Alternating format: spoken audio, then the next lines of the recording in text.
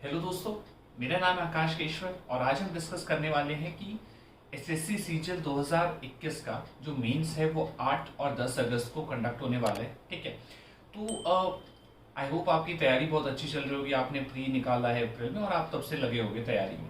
तो लेकिन एग्जाम से पहले कुछ ऐसी टिप्स हैं जो डेफिनेटली आपको हेल्प कर सकती हैं। ऐसा मैं क्यों कह रहा हूँ, देखो कोई भी एग्जाम होता है ना, उसमें एक चीज बोली जाती है लक, आपका दिन कैसा है। ठीक है, तो जो आपका दिन होता है ना, उससे क्या फर्क पड़ता है? उससे फर्क पड़ता है कि आपके मान लो 150 नंबर बनने हो, तो अगर आपका दिन अच्छा है तो वो 160 चले जाते हैं, दिन थोड़ा बुरा है तो वो 140 चले जाते हैं। ठीक है, तो उससे रिलेटेड कुछ टिप्स मैं आपको बता रहा हूं, जिससे कि आपकी प्रोबेबिलिटी है उस लक को मेटीरियलाइज करने की, उसको कैपिटलाइज करने की, वो बढ़ जाएगी। ठीक है, क्योंकि और भी दसों फैक्टर होते हैं, सिर्फ नॉलेज फैक्टर नहीं होता आपके दिन और आपके लक के लिए। ठीक है, तो ऐसे मैं कुछ आपके साथ 5 टिप्स डिस्कस करने वाला हूँ अपने एक्सपीरियंस से, जो गलतियां मैंने भी की हैं, शायद नहीं करनी चाहिए थी, जो मुझे भी मैनेज करनी चाहिए थी, जिससे स्कोर इम्पैक्ट होता है। ठीक है, तो उसको आज हम डिस्कस करने वाले हैं, उन 5 टिप्स को। ठीक है, तो दोस्तों शुरू करते हैं। ठीक है, तो जो पहली टिप हम डिस्कस करने वाले हैं वो ये है कि यार अभी अगर आपको पता हो कि जैसे आपका सेंटर और एडमिट कार्ड ये सब चीजें आ गई होंगी। ठीक है,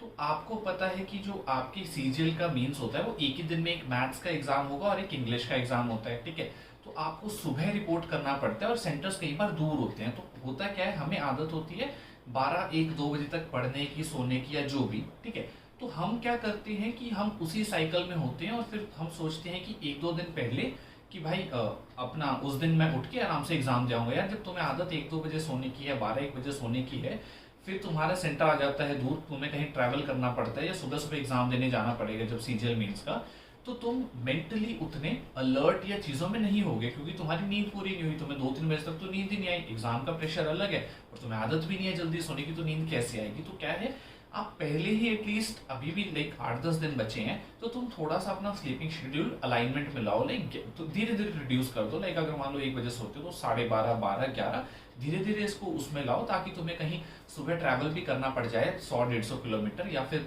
तुम्हें सुबह जैसे एग्जाम के लिए जाना होगा तो तुम बिल्कुल फ्रेश माइंड से जाओ। तो पहली चीज है अपनी स्लीपिंग साइकिल को कंट्रोल में ले आओ एग्जाम की डेट आने से पहले। ठीक है, ये बहुत हेल्पफुल चीज है। साउंड माइंड होगा तो एग्जाम भी अच्छा होगा। अच्छा, दूसरी चीज पे आ जाते हैं। दूसरी चीज ये है कि देखो रिवीजन तो तुम्हारा चल ही रहा होगा, उसमें मैं क्या नई चीज तो कुछ बताऊंगा नहीं। रिवीजन करते रहो, बहुत जरूरी है। मैथ्स के जैसे फॉर्मूलाज हैं वो सब, इंग्लिश के रूल्स हैं, एंटोनिम्स हैं, साइनोनिम्स हैं, तुम्हारे जो भी इडियम्स हैं, फ्रेजेस हैं, जो भी तुम्हें नई चीज या एक्सेप्शंस मिली हैं वो सब पढ़ लो। ठीक है, वो तो रिवीजन तुम कर ही रहे हो। उसके अलावा जो एक मेन चीज है वो है मॉक, क्योंकि एट द लास्ट तुम्हें एग्जाम देना है और मॉक उसके सबसे पास की चीज है। जो मॉक में हो रहा है ना भाई, वही असली एग्जाम में होगा, ±10% बेस्ड ऑन दीज फैक्टर्स, जो आप इंप्रूव कर सकते हो। ठीक है, तो जो आपका मॉक है, ठीक है, मॉक में आप क्या करो कि मॉक तो आपको लगाना ही लगाना है, रिवीजन प्लस मॉक चल ही रहे होंगे आपके। मॉक को आप पता है किस टाइम लगाओ। अब मान लो आप अपनी मर्जी में मॉक लगाते हो कि नहीं यार रात को दूंगा, यार रात को शांति होती है। ठीक है, 10 से 12 देते हैं मैथ्स का मॉक, इंग्लिश का शाम को कर लेते हैं 7 8 बजे। ठीक है, यार ऐसे मत करो।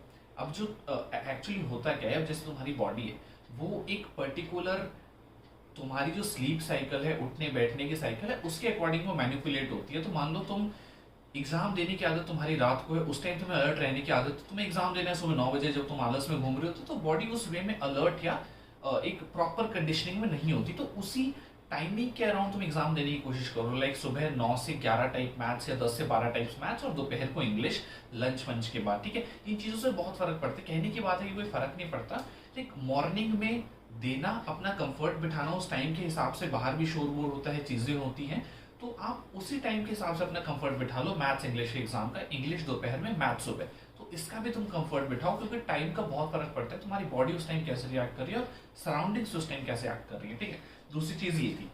तीसरी चीज है कि भाई कोई क्रैश कोर्स, कोई न्यू चीज, कोई यूट्यूब, कोई यूट्यूब, भाई कुछ करने की जरूरत नहीं है। अपनी प्रिपरेशन पे कॉन्फिडेंस रखो, अपना रिविजन कंप्लीट करो, मॉक्स लगाओ और चिल करो। ठीक है, आराम से चलो, कोई दिक्कत नहीं है। यही सब चीजें करो, कुछ न्यू करने की अब जरूरत नहीं है। 3 4 महीने थे, बहुत कुछ कर लिया, बस रिवाइज करो और एग्जाम के लिए अपना मॉक वॉक दो। ठीक है, चौथी चीज पे आ जाते हैं। मैंने एक इस पे वीडियो भी बनाई है, तुम जाके देख भी सकते हो। इसको थोड़ा सा ब्रीफ में टच कर दूंगा। आर्ट ऑफ स्किपिंग एंड गेसिंग, कि जैसे तुम्हारा मैथ्स का एग्जाम है, इंग्लिश का एग्जाम है, 200 200 नंबर के ये एग्जाम्स हैं। ठीक है, तो जहाँ पे 1/4 नेगेटिव है, मेरा मानना है कि उधर तुम्हें एक भी क्वेश्चन छोड़ना नहीं चाहिए ऐसे एग्जाम में। ठीक है, तुम्हें एटलीस्ट मुझे लगता है जहाँ पे 100% लेकिन तुम्हें चारों ऑप्शन में पता है कि भाई ये तो गलत होना ही होना है, मैं कुछ भी लगा दूँ तो अलग बात है, तो छोड़ भी सकते हो। नहीं तो तुम्हें अगर एक भी ऑप्शन एलिमिनेट कर सकते हो ना, तो तुम्हें मार्क करना ही चाहिए। मैं तुम्हें सही बताऊं तो मैं तो भाई कोई भी आंसर आइडिया नहीं लग रहा होता था, फिर भी लगा के आ जाता था। Like English always I have attempted 200 out of 200, and maths में भी मैं रिस्क ले लेता था, बिकॉज तुम जब कैलकुलेशन करते हो, इतने क्वेश्चन सॉल्व कर चुके हो तो प्रैक्टिस में तुम्हें पता लग जाता है कि हाँ यार ये कुछ फिगर्स हैं, ये कुछ तरीके हैं, अच्छा डिवाइड करके मे बी 11 से ये हो रहा है तो मे बी हाँ ये आंसर हो सकता है, वो हो सकता है, अच्छा ये दोनों एलिमेंट हो गए तो ये दोनों रह गए, प्रोबेबिलिटी 50 हो गई ना। तो इस वे से तुम जो मैं ये नहीं कह रहा कि तुम बिल्कुल खुला तुक्का मारो या वैसे करो, थोड़ा इंटेलिजेंट वे से अगर लगता है कि हाँ यार इसके आसपास में इंग्लिश में मैथ्स में ये आंसर हो सकता है, तो तुम्हें रिस्क कैलकुलेटेड लेनी भी चाहिए, ऐसी कोई दिक्कत नहीं है। लेकिन मेरा तो ये था कि मैं तो सभी आंसर ऑलमोस्ट मार्क करके आता था, एक आधी छोड़ा होगा मैथ्स में, और इंग्लिश में तो एक भी नहीं छोड़ता था, ठीक है। तो मतलब ये वाली चीज़ है। अब ये तुम्हारे डिस्क्रिप्शन पे, मैं ये नहीं कह रहा कि तुम करो ही, ठीक है, वो तुम्हारे ऊपर है भाई, तुम्हारा डिसीजन है, तुम्हारा पेपर है। मैं तो अपना एक्सपीरियंस शेयर कर रहा हूँ कि मेरे हिसाब से 1/4 नेगेटिव में तुम्हें करना ही चाहिए, क्योंकि 5 में से 4 भी तुक्के गलत होते हैं भाई, एक भी ठीक होता है तो कोई लॉस नहीं हो यार, 5 में से एक तो ठीक कर ही सकते हैं, इतना तो इंटेलिजेंटली हम मार्क कर ही लेंगे ना। तो ये वाली बात है। अच्छा, नेक्स्ट चीज और सबसे इंपॉर्टेंट चीज आ जाती है फिफ्थ वाली, अफर्मेशन, ठीक है। यार जो आप वही हो जो आप अपने बारे में अपने माइंड में सोचते हो, आप वो कॉन्फिडेंस लेके चलो, ठीक है। आपने मेहनत की हुई है, आपके मॉक में अच्छे स्कोर आ रहे हैं, ठीक है, आपको पता है कि आप पास में हो, तो घबराने की कोई जरूरत नहीं है, ठीक है। एफर्मेशंस की एक थ्योरी है कि अगर आप जो आप बिलीव करते हो, जैसे आप एनर्जी यूनिवर्स में सेंड करते हो कि हाँ मेरा एग्जाम क्लियर हो सकता है, मैं अच्छा स्कोर कर सकता हूँ, मैं मॉक में अच्छा कर रहा हूँ तो एग्जाम में भी अच्छा होगा, इट्स जस्ट अनदर मॉक, यही कह लो, ठीक है। तो एनर्जी यूनिवर्स वही पॉजिटिव आपको रिटर्न भी करता है। तो आपका अगर आप पॉजिटिव होके चलोगे कि हाँ यार मैं कर सकता हूँ, मेरा होगा, मेरी तैयारी अच्छी है, तो उसी एनर्जी जो आपका यूनिवर्स है वो आपको वापस भी लाता है। तो एक कॉन्फिडेंस होना जरूरी है, अफर्मेशंस होना जरूरी है कि हाँ मैं कर सकता हूँ। चाहे 1 मिनट ही खुद के साथ एक मेडिटेशन टाइप आप स्पेंड करो कि हाँ मैंने अच्छा प्रिपरेशन किया है, मैंने ये किया है, मैंने ऐसे किया है, मेरा रिविजन ठीक है और मेरे मॉक में अच्छा आ रहे हैं, मैं कर सकता हूँ, ठीक है। ये बिलीफ होनी, चाहे आप अपने अंदर ही रिपीट करो, ये भी बहुत जरूरी है, ताकि एक कॉन्फिडेंस, एक मेंटल बिल्टअप आपका हो, ठीक है। तो दोस्तों ये थी 5 टिप्स आई थिंक, जो आपको वैसे तो प्रिपरेशन ही है 90%, बट 10% हर एक एग्जाम आजकल जैसा कंपटीशन है, मेंटल खेल भी है, तो उस मेंटल खेल के लिए आई थिंक ये चीजें और टिप्स बहुत जरूरी हैं, जो मैंने सीखी अपने एक्सपीरियंस से। मैंने भी सीजीएल का मेंस 2 बार क्लियर किया है, तो मैंने सोचा कि मैं इसको एक टिप्स की फॉर्म में आप लोगों से शेयर करूं, जो आपको आई थिंक डेफिनेटली बहुत हेल्प कर सकती है, अगर आपने इस वे में नहीं सोचा हो कभी। तो दोस्तों यही था इस वीडियो से। Thanks a lot for watching my video.